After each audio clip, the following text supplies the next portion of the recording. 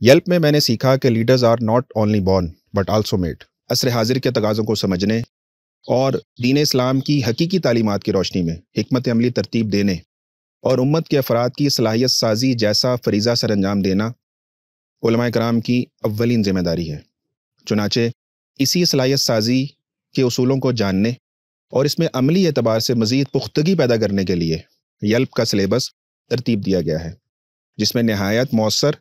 عمدہ اور عام فہم انداز میں نوجوان علماء کے اندر فکری صلاحیتیں، دور اندیشی